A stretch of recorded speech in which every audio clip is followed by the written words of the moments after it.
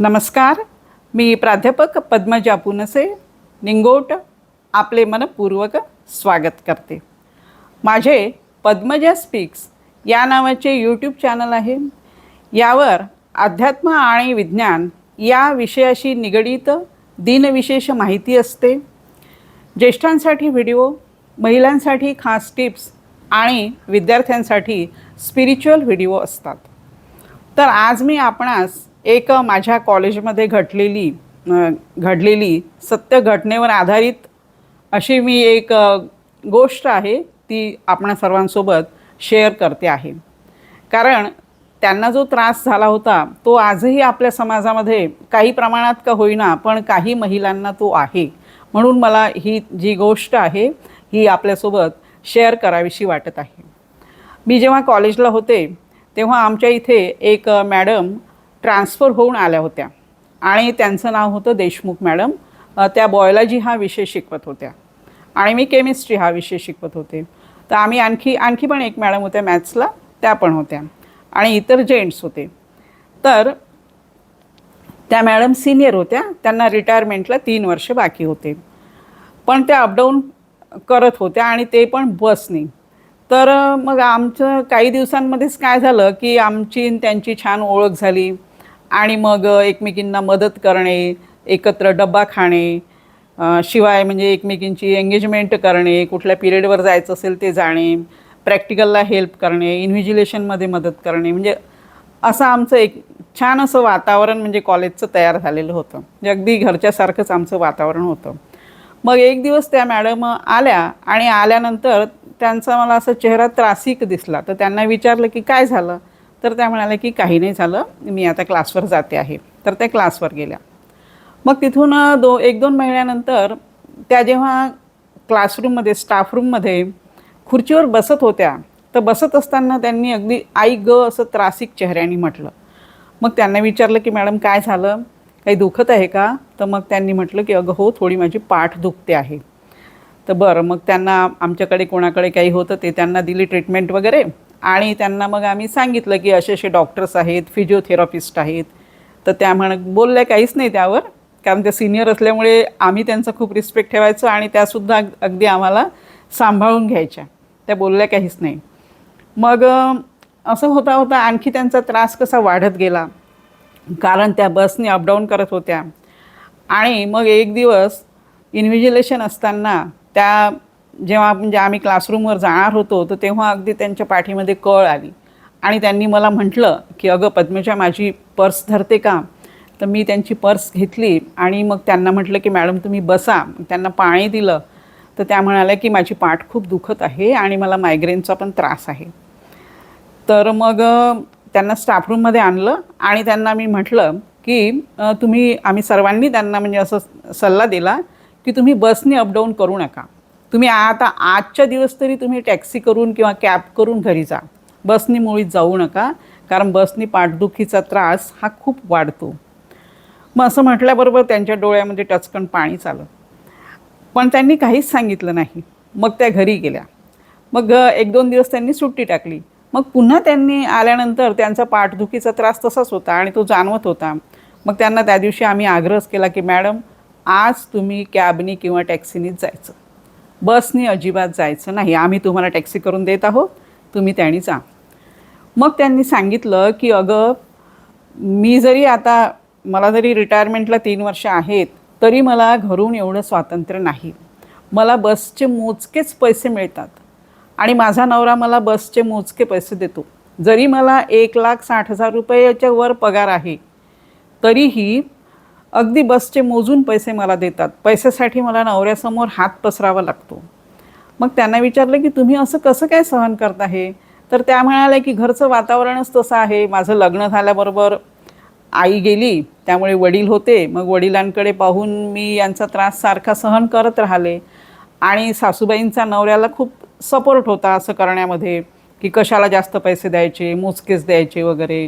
म्हणजे इव्हन त्यांनी हे सांगितलं की जेव्हा त्या गरोदर होत्या, प्रेग्नन्सीमध्ये सुद्धा मी सगळे कामं करत होती, पण माझी कुणालाही घरामध्ये ही सुद्धा एक माणूस आहे आणि हिला आपण हेल्प करायला पाहिजे, पण काहीच नाही. त्या स्वतः सांगायला लागल्या. आणि त्यांनी हे सांगितलं की आताही मी दररोज सकाळी 4 वाजता उठते, उठल्यानंतर नाश्ता करते सगळ्यांचाच, दुपारचं जेवण करून ठेवते आणि माझी तयारी करून सकाळी 7ची बस पकडून मी कॉलेजला येते आणि इथे आल्यानंतर मग दिवसभराचं काम तर तुम्हा सर्वांना माहितीच आहे.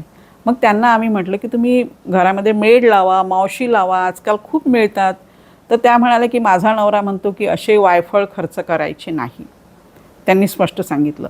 आणि माझ्या नवऱ्याचं हेही म्हणणं आहे की तुम्हा बायकांना असे पैसे वाया घालवायला खूप आवडतं, तुम्हाला काही घेता येत नाही आणि घरात काही लागलं असेल, समजा किराणा आहे, धान्य, भाज्या, फळं, औषधं, हे सर्व माझा नवराच आणतो आणि त्याच्या पसंतीने आम्हाला ते सर्व खावं लागतं. म्हणजे भाजी न आवडणारी असेल तरीही तीच घ्यावी लागते, फळं न आवडणारे असेल तरीही तेच खावे लागतात.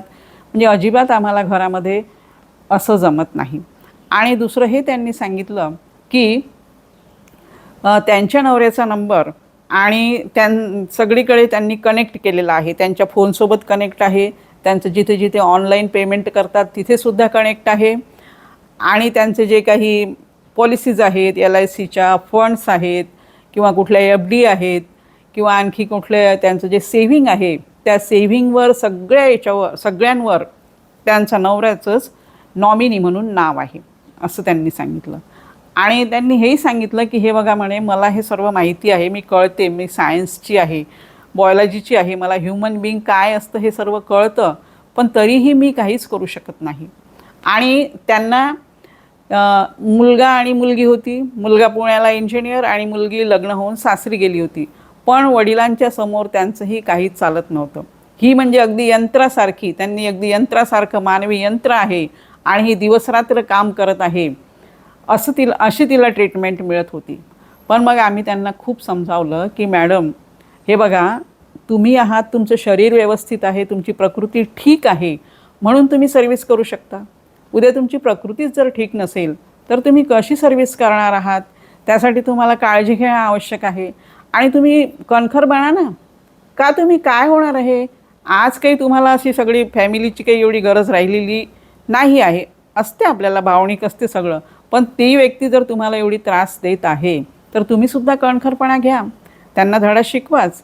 आणि त्यांचे जे मिस्टर होते ते बँकेमध्ये नोकरीला होते, पण त्यांचा पगार यांच्यापेक्षा कमी होता आणि ते मधूनमधून त्यांच्याकडे कार होती तर मधूनमधून ते कारने जायचे, बाईकने जायचे. आणि त्यांनी एक दिवस सांगितलं की म्हणे माझा नवरा माझ्यापेक्षा 5 वर्षांनी मोठा आहे, पण तरीही काय हवं नको ते स्वतःच्यासाठी स्वतः व्यवस्थित खात असते आणि त्यांची तब्येत ही अतिशय चांगली आहे. आणि माझं वय हे त्यांच्यापेक्षा इतकं कमी असूनही मला मायग्रेन आहे, गुडघेदुखीचा त्रास आहे, पाठदुखीचा त्रास आहे आणि त्यामुळे मग मला चक्कर आल्यासारखं सुद्धा वाटतं असं त्या सांगत होत्या. पण मग त्यांना आम्ही सर्वांनी त्यांना अगदी रिक्वेस्टच केली की त्या सिनियर असल्यामुळे की आता बघा मॅडम, तुम्ही तुमच्या स्वतःकडे लक्ष द्या आणि हे देणं अतिशय गरजेचं आहे.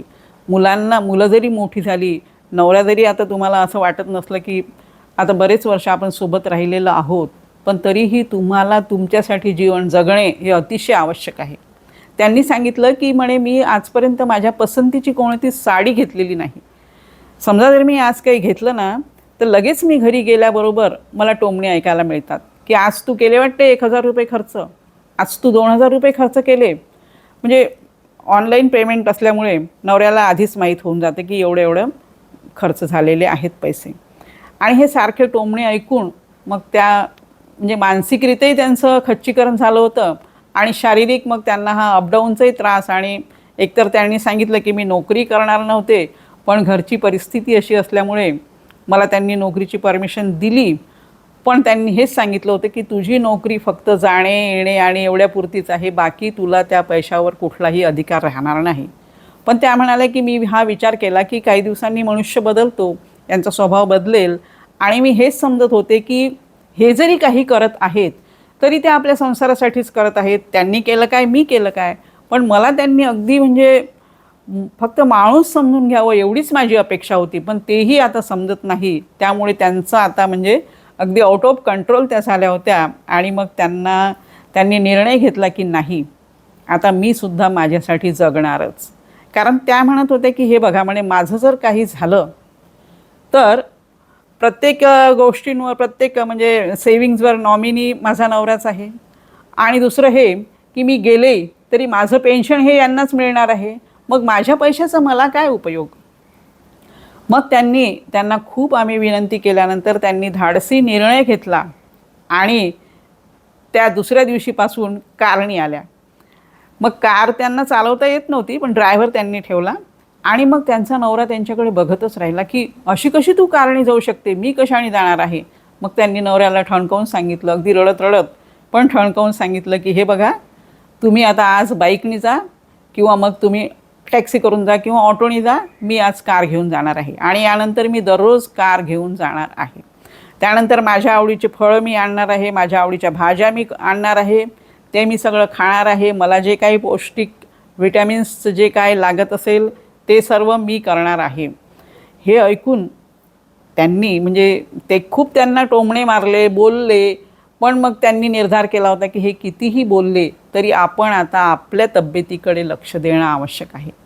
आणि आपल्या रिटायरमेंटला आता 2 वर्ष राहिलेले आहेत आणि आता जर माझा त्रास वाढत गेला तर मग मी ही सर्व्हिस करू शकणार नाही.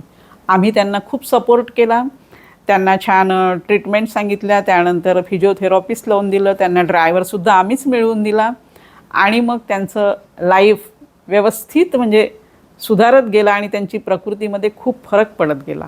आणि आज त्यांनी योगा क्लासही जॉईन केलेला आहे, चांगल्या चालतात फिरतात, म्हणजे सगळं व्यवस्थित आहे आणि आता रिटायर झाल्या त्या. पण सांगते मी की त्यांनी जो कणखर निर्णय घेतला आणि त्यांना आम्ही सपोर्ट केलाच, पण त्यांनी धाडसी निर्णय घेतल्यामुळे त्या स्वतःचं लाईफ हे सुधारू शकल्या. आणि हा धाडसी निर्णय घेणे, आजही अनेक पुरुष असे आहेत की महिलांच्या पैशावर स्वतःचाच हक्क सांगतात आणि बायांना काही कळत नाही, तुम्ही वायफळ खर्च करता, असेही म्हणणारे आहेत. जरी महिला मोठ्या मोठ्या पोस्टवर असेल तरी असे म्हणणारे लोक आहेतच. पण म्हणून जोपर्यंत तुम्ही करा इतरांसाठी, करू नका असं नाही, पण इतकंही नका करू की आपल्या तब्येतीकडे दुर्लक्ष होईल किंवा आपल्याला त्रास होईल किंवा आपण स्वतःचा आधार असतो हे लक्षात ठेवा. आणि आपणच स्वतःला आधार देणं हेही गरजेचं आहे. तुम्ही करा, पण करू नका असं मी म्हणत नाही. तुम्ही हेल्प करा, घरच्या लोकांना करा, कारण फॅमिली असते. पण ते जसे तुमच्यासोबत वागतात तर तुम्हालासुद्धा मग त्यांच्यासोबत त्याप्रमाणेच वागणं हे गरजेचं असतं. तर असेच हसत राहा, आनंदी राहा. पुन्हा भेटूया माहितीपूर्ण व्हिडिओसोबत. तोपर्यंत नमस्कार.